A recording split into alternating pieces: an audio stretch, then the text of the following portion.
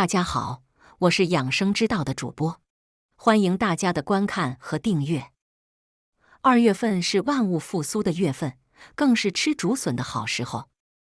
竹笋含有丰富的多种氨基酸、维生素、无机盐等，具有滋补强壮、滋气补脑、凝神健体的功效，能提高机体的免疫抗病能力。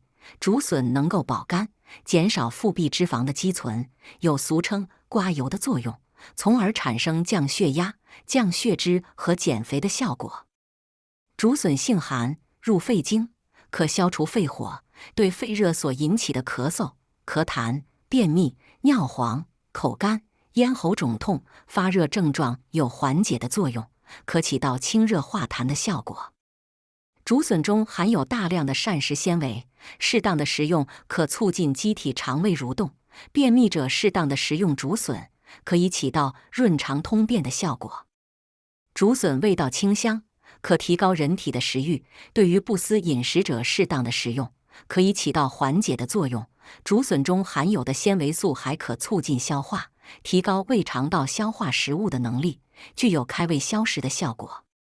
竹笋中含有非常丰富的植物蛋白、维生素、氨基酸、胡萝卜素、脂肪及其他微量元素，适当的食用，可补充身体所需的营养。接下来给大家推荐几种竹笋的养生吃法。竹笋老鸭汤。首先准备食材：鸭肉1只，春笋1斤，枸杞适量，食盐2茶匙，姜适量，料酒适量。首先把鸭子宰杀后去鸭屁股，切成块，再次冲洗掉多余的血水。锅中把水煮开后，放入鸭肉焯水，倒掉锅子里的水，重新把鸭肉冲洗一下，把焯水后的鸭肉放入砂锅备用。加水没过鸭肉，想多喝汤可以适当多加点水。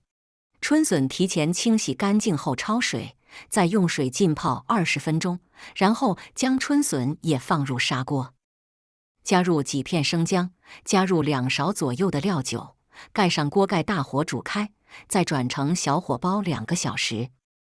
出锅前半小时放入枸杞，在喝的时候再加适量食盐调味即可。腌笃鲜。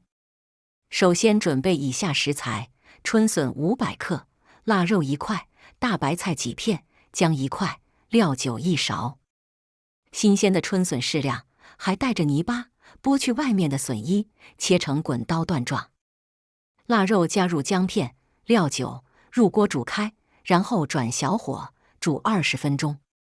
煮腊肉的时候，准备一些新鲜的白菜叶子，用大白菜口感更好，切成大片就可以了。腊肉煮过20分钟左右以后，汤色会变得浓白了，加入春笋块，煮大约5分钟。加入白菜，再煮2分钟即可，不需要加任何的调味料，腊肉本身就是咸的。竹笋炒腊肉。竹笋500克，腊肉150克，油6毫升，盐3克，酱油1毫升，红辣椒2个，蒜1个。